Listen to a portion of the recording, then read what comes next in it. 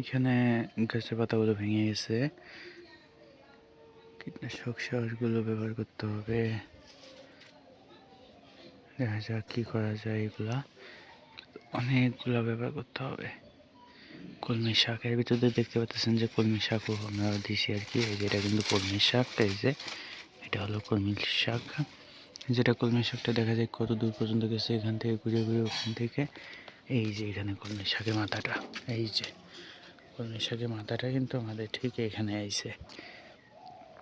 মনে হয় আরও কিছু ডাল হয়েছে কলমি শাকের, যেমন এই যে এখানে কলমি শাকের কী বলে এগুলা বিচি ধরছে। এই যে এগুলো কিন্তু এখন সবুজ আছে, এরপর একটু হালকা সাদা আর সবুজ থাকবে, তারপর এটা কালো হয়ে যাবে ধীরে ধীরে।